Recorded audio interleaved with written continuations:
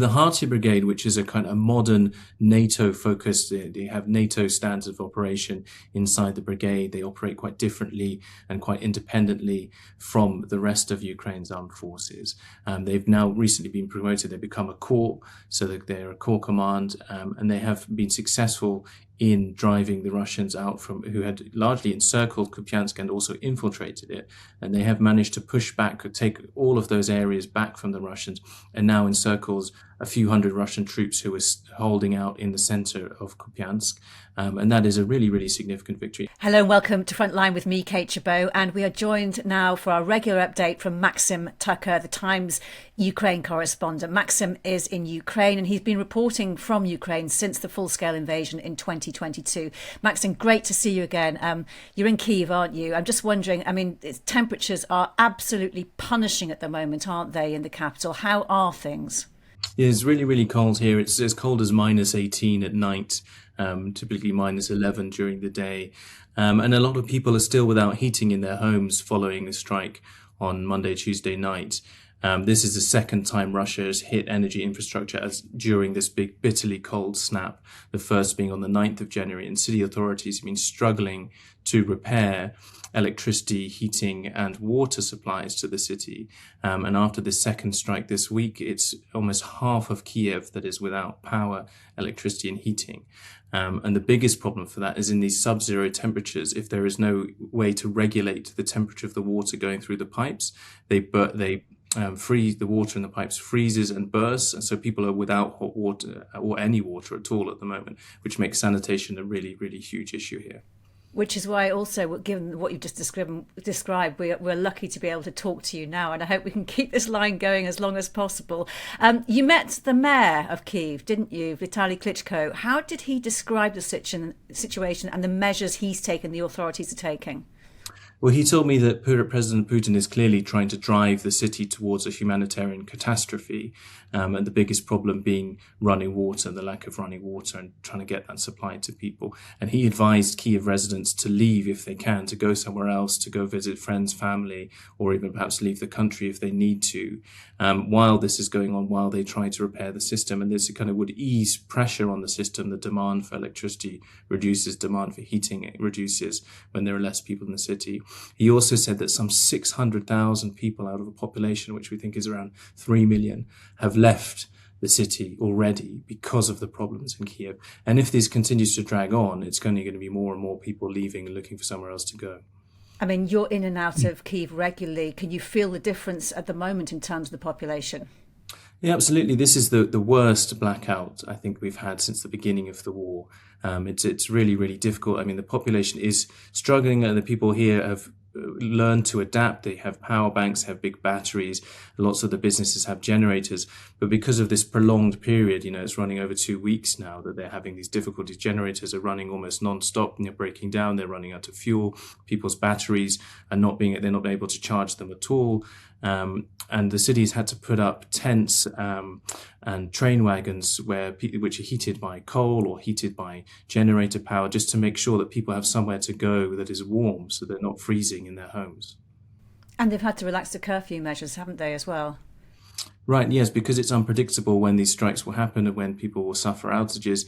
They've relaxed curfew to allow people to get to these tents or these heated points and stay overnight there, and perhaps leave if they get electricity at home to go and charge something quickly. So it's a very different situation in Kyiv than it has been on my previous visits. And I suppose for the authorities, a balancing act in what is the safest thing for people to do, to allow them to access the aid and relax the curfew in so doing, or to impose the curfew. Right. Obviously, the curfew is in place to help avoid Russian spotters being able to identify targets and see what is successfully striking in the capital. And I think because the situation is so dire, they've just had to allow people to get to the help that they require when they need it. So just how close are things getting, as Klitschko said, to this humanitarian catastrophe? So the city authorities, the main priority is getting people running water again, so people can wash, they can clean, they can cook their food. This is really, really important. And water has been restored in many parts of the capital, but people are still without heating. And that is going to have a big effect on people's morale and their psychology. Obviously, people are wrapping up as warm as they can in these temperatures they're going when they're really desperate to these kind of heating points to warm up. But unfortunately, this cold snap is predicted to last at least another 2 weeks. It might be longer. And eventually that is going to drive more and more people away from the city. And President Zelensky is explaining the crisis as a direct result of a lack of air defences due to reduced support from allies, missiles for which are now said to have arrived. How soon before you start feeling the difference? Well, I think we did feel the difference even on the night of the attack, because you could hear air defense missiles intercepting drones before they get to the city. You know, it's been quite an uncomfortable few months where you can hear the drones, even in central Kyiv, the whine of their propeller blades going above you. And this time it was kind of reassuring explosions where you can tell that it's interceptors hitting the drones before you can hear them. But the problem I think Ukraine has is these ballistic missile strikes from Russia, because it's very, very difficult to intercept them. And what Russia is using is combined attacks where they send drones, they send cruise missiles and ballistic missiles all at the same time to try and overwhelm a city's air defenses. And eventually ballistic missiles often get through because they're so hard to hit. It really comes to something, Maxim, when you talk about reassuring explosions. The situation has also been exacerbated. It has also exacerbated political tensions, hasn't it, between the mayor and the president? Why the divisions when really what they need to do is work together right now? Right, so they've been at each other's throats really since Zelensky was elected in 2019. They haven't had a meeting since the beginning of the war. Zelensky is responsible for electricity and air defense, obviously, for the city. Klitschko is responsible for heating the city. But obviously those two parts need to work together, and they need to identify how to protect the facilities they have together. And if they're not communicating, then that's a really big problem. And a lot of analysts have criticized that. But what's happening is Zelensky is seeking to deflect blame onto Klitschko and say, you know, this city is not prepared. It's had 4 years to prepare for these attacks, and it's less well prepared than places like Kharkiv, which are closer to the front line. And Klitschko has snapped back, saying this isn't smart of the president to attack me at a time when we need to be united. Is that a fair criticism? Well, I think more could have been done to prepare the city, but that needs to be done in tandem with the central authorities. And obviously, Zelensky has recently had these corruption scandals where members of his close circle have been involved in not protecting substations, electricity substations, in the way they should have done because they were waiting for kickbacks. And that is a really, really big problem for Zelensky now when every Ukrainian is facing these severe difficulties. And it's not just in Kyiv, it's also in places like Kharkiv and Odessa, but they are perhaps able to repair their systems a little bit better, a little bit quicker. And that scandal that you point to, it provoked, I don't know whether it was already in the planning, but it provoked a reshuffle in Zelensky's new team. You've been looking at that top level appointments. Which do you think gives the best insight into his strategy going forward, both politically and militarily? Well, I think the way that he's reshuffled his spy chiefs and he brought in a new defense minister, Mikhailo Fedorov, is all designed to try and shore up the US support and bring the US on side and to show that he's turning over a clean slate. So Vasyl Malyuk was the head of the SBU. He was involved in this attempt to try and arrest NABU detectives from the Anti-Corruption Bureau of Ukraine. And so he's tarnished by that scandal. Zelensky has pushed him out, even though he was someone very loyal to Zelensky, and he's replaced him with Khmara, who is a kind of a veteran special forces officer who worked in the SBU's elite Alpha unit. Now, he is a much more straight-talking military man. He's less of a counterintelligence, less of a law enforcement agent. He's going to be much more focused on prosecuting the war than anything else. But he's also a bit of a yes man for Zelensky, so he's someone who's less likely to kind of question things. Budanov coming from military intelligence, the head of military intelligence, into the presidential office is a really, really significant move. Budanov has very good relations with the CIA. He has good relations with the Americans, as opposed to Andriy Yermak, who's out. Andriy Yermak had been annoying the Americans. The Americans had been very irritated with him and his intransigence. And that is a really important thing because people had been talking for a long time about how Yermak was controlling everything from the presidential office and had far outreached the power that he should have. And it's reported that the appointment to General Budanov, part of it was in the hope that it will make some difference with Ukraine's peace negotiations and strengthen their position. Are you actually seeing, I mean, we're having talks later today. We're talking on Thursday morning. There will be talks later today between Zelensky and President Trump in Davos. Do you think he's making any difference, Budanov? I think he is making a difference. He's already been to America. He's already had some important meetings there. He has an entirely different relationship, and he has a very good relationship with the head of the CIA, which in someone's eyes Trump's eyes is a loyalist who, helped him during the first impeachment inquiry and can do no wrong. So that really, really helps to persuade Trump that Ukraine is on side. And we also see that, he's somebody that's having a lot of meetings in the place of Zelensky. It's really, really important, that relationship he can draw on. And he comes as someone with frontline experience. He's operated on the front line himself. He's been with the troops. He comes with a lot of gravitas and authority. And also domestically, he's very important because he brings that gravitas and authority to negotiations with Ukraine's parliament to get them on board with decisions Zelensky wants to make. So when we look at those TV pictures of the arrivals later today, will it be significant if we see Budanov alongside President Zelensky? I think we will certainly see Budanov alongside him. We've seen him in Davos already speaking, making forcefully the points that the president wants to make. And I think that he will make a really big difference to the negotiations. I mean, obviously, they are battling constantly with whatever Putin tells Witkoff when Witkoff goes to Moscow and what Putin whispers in Trump's ear. They're constantly dealing with that. But with the CIA on side, I think that's going to be really important. Have you, on this particular trip, had any chance to get to the front line, and if you or close to it? And if you haven't, what news are you getting from there? No, we've been in Kyiv this week. We're going to Kharkiv today, and we'll be looking at the situation around Kupiansk, where Ukraine has scored a kind of rare success against the Russians in encircling Russian troops in that town and look set to kind of liberate it again. So we'll be looking at that, and we'll be going down to Zaporizhia as well and look at the other end of the spectrum where the Russians are now very dangerously close. They're closing in on the city of Zaporizhia, so we can be talking about that in the coming weeks. Really interesting it will be to find out what you can find out from Kupiansk from that visit. I mean, what do you know at the moment then? So the Harty Brigade, which is a kind of modern NATO-focused, they have NATO standards of operation inside the brigade. They operate quite differently and quite independently from the rest of Ukraine's armed forces. They've now recently been promoted. They've become a corps, so that they're a corps command, and they have been successful in driving the Russians out who had largely encircled Kupiansk and also infiltrated it. And they have managed to push back, or take all of those areas back from the Russians, and now encircles a few hundred Russian troops who were holding out in the center of Kupiansk. And that is a really, really significant victory. And it's also something that's quite interesting because Harty is a native brigade to Kharkiv. They're from Kharkiv. They know the area. They know the territory. They're fighting for their home ground. And I think it speaks to the successes of when you have a local group of forces fighting on their own territory. It does make a big difference in the outcome of the battle. What do you think about the appointment of the new defence minister? Because he's been making very vocal his ambitions for the battlefield, making it more technologically advanced, but also he's saying that he wants some 50,000 Russian casualties a month. Right, it's a big number, isn't it? Mikhailo Fedorov is an impressive character. I've spoken to him a couple of times. He's only 34. He's very tech-focused, and he's done pretty impressive things in his previous roles as minister and deputy prime minister, where he was responsible for innovation.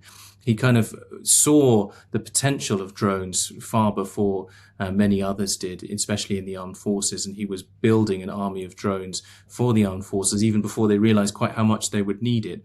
So his kind of foresight has been recognized in the appointment as Ministry of Defense, and he will now be responsible for turning some of Ukraine's kind of Soviet-era bureaucracy and some of its Soviet-era armed forces into a much more modern fighting machines where AI, where drones are a kind of integral part of it. And the ambition actually is eventually to see Ukrainian soldiers, infantry away from the battlefield altogether. It will just be occupied by land drones and drones fighting drones. That's what Ukraine needs really when it's fighting someone like Russia, who has a far superior number of people they can throw at you. He has a big challenge ahead of them. It's a Ministry of Defense is a very big ministry, especially now, and it has a lot of invested interests, a lot of people who want to give contracts to their friends, to their loyalists, and to try and kind of root all of that out is going to be difficult. But again, he's someone that the Americans have confidence in, someone that he has good interaction with international partners. He's English speaking, and he comes with a much bigger media profile than his predecessor, Denis Shmyhal, who was kind of a manager that just got on with the job but didn't really talk to media. So it'll be interesting to see how he managed that relationship, because obviously Zelensky doesn't like when somebody's star shines brighter than his. Is he being welcomed within Ukraine?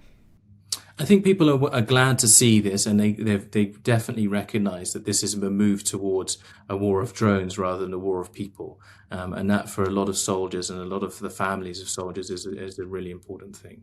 And often, Maxim, I mean, you just said Zelensky doesn't like a star to shine brighter than him. And while the official narrative on the reshuffle is that it is to advance peace talks and self-sufficiency in terms of arms production, how much of it is really about Zelensky holding on to power and sidelining political rivals?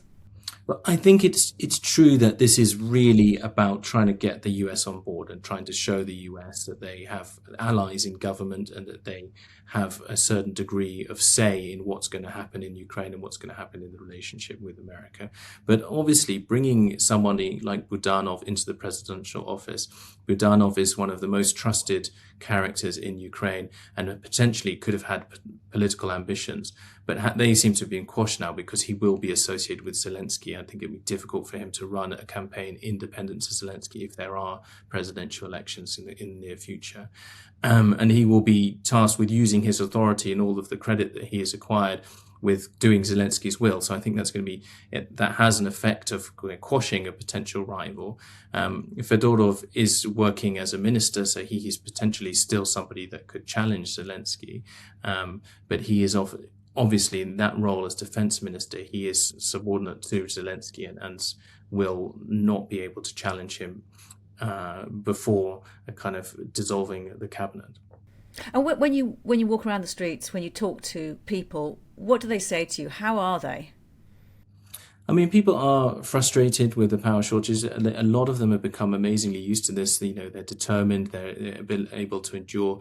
And we actually went to a outdoor barbecue, which is astonishing in these freezing temperatures, where people who'd lost power to their electric hobs, these were kind of young people in new builds, were coming together outside to cook food on open fire and stay warm together. They were playing music with their kind of speakers on batteries, drinking and getting to know their neighbors and just showing that they're all going through it together. And that kind of, it's almost like a blitz spirit. It is really kind of something that's really impressive amongst the Ukrainians that we meet. And with the benefit now of more than a week since the announcements of that reshuffle, do you think that there is more stability in Ukraine, in its leadership and the political environment? Or do we look forward, well, with trepidation to a kind of Klitschko, Zelensky recriminations, destabilising things? Is there a danger of things worsening if the energy crisis can upend everything? I think the energy crisis is going to be a big factor in relationships going forward. And it's a big factor in how Ukrainian civilians view the war and whether they're willing to accept an unfavorable peace deal as well. Because the Russians, we can expect them to keep striking energy infrastructure. And Western allies are putting a considerable amount of aid into decentralized power generation in Ukraine. And that's going to be really, really important. In terms of the appointments, I think we're still seeing it's a honeymoon period in a lot of these characters. You know, we've asked for interviews with them. Some of them have said, no, we can't do it for the next 1 or 2 months because we're basically learning our trade. We're relearning what the positions are that we have to get into. And so time will tell on that. I think, you know, how comfortable they are in their new roles and what they see as their priorities and their challenges. And as we said earlier, President Zelensky later today on Thursday is expected to meet Donald Trump in Davos. His special envoy is off to Moscow. Steve Witkoff saying they're close to a deal bar one point. And we assume that point is about land, about territory in the Donbass, presumably. Do you think there is any possibility of any deal being done any time soon? I mean, I know we're talking early on Thursday, but we've been around this cycle more than once. Is there any compromise that President Zelensky, I don't assume that President Putin will budge 1 inch. Is there any budging that the Ukrainians can make that would work? I think actually the sticking point may be the Zaporizhia nuclear power plant and the future of that, because that is integral to Ukraine's energy security. The Russians don't want to give that up. They want that to use that power plant to supply captured territories, and at the moment it's being run by Ukrainians who are effectively held hostage there. That's an unsustainable situation in the future. The fuel that the Zaporizhia nuclear power plant would use if it was reactivated is US fuel from Westinghouse. So that's a really complicated picture with the Zaporizhia nuclear power plant. The Russians want to run it, but they have to use US fuel, and they have to use Ukrainian technicians who are being held there against their will and against their family. And Ukraine obviously needs Zaporizhia nuclear power plant, especially now with Russia having damaged so many of its own power plants and regular power plants across the country. So I think that's going to be a really big sticking point and a difficult part of negotiations.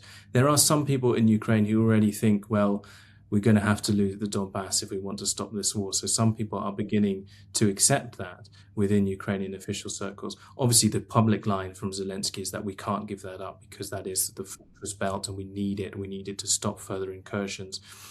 So there are starting to be divisions amongst how important it is to hold on to the Donbass. That's really interesting. And what you've seen in the last few days about Europe's stance, the European allies of Ukraine, in terms of facing off with Donald Trump over Greenland, does that give you or give us any kind of confidence that they will be more robust in defending Ukraine in negotiations and in its security guarantees going forward? I think that it is interesting that, people like France have come forward and said, we are now providing 2/3 of the intelligence that is being shared with Ukraine. We're beginning to replace the US as the kind of primary intelligence supplier.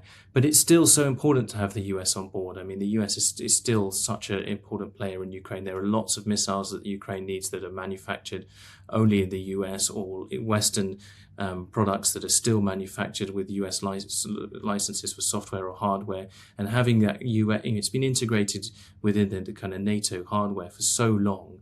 It's so important to have them on board. You can't have people pulling licenses and things like that.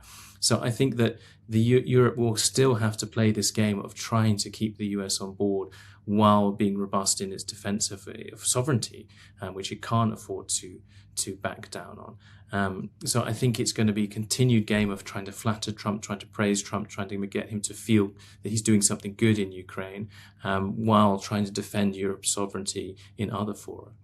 And just finally, Maxim, during our conversation just now, we've had a very smooth connection and there's been no blackout in terms of electricity. What's it like for you working as a reporter under these conditions? How do you have to change the way you might normally operate? Well, we look very carefully at where we're going to stay and whether they have good generators and boilers, and try and stay comfortable. I mean, we've been in previous situations, of course, where generators break down and then you have no hot water and it's freezing temperatures, and that's very uncomfortable indeed. So that's something that we're thinking about whenever we go there. I think we've always got like lots and lots of layers, lots of thermal underwear to keep us warm when we're going close to the front line, and we know that there will be not an unreliable heating. I mean, we have a Starlink on our vehicle to make sure that we have internet connection wherever we go. You just have to take these precautions and expect the worst and hope for the best. And I suppose when you can speak to them when you can, because you don't know when the next opportunity will be. Absolutely. People are losing internet connection all the time. You have arrangements to meet someone, you need to confirm it, and then suddenly they drop off and disappear for several hours while they have a blackout and the cell towers are down in their area. So it becomes very difficult to organize things, very difficult to meet people. They might have other priorities if they need to get back and get the generator working for their children at home, because schools are out in Kyiv at the moment because of the energy problems. Schools and kindergartens, children are at home, so people also have to be looking after their kids and making sure they're warm while trying to do their jobs. Well, we better let you do your job now, Maxim. It's great to talk to you. Thank you very much, and look forward to your next dispatch. Great. Thanks for having me, Kate. Thank you for watching Frontline with me, Kate Chabot. For more on the war in Ukraine, please subscribe to this channel. And for the latest news and updates, you can also head over to the Times' YouTube channel. You can also read the latest on thetimes.com. And remember, if you want exclusive updates and content, sign up for a membership right here. For now, though, thanks for watching.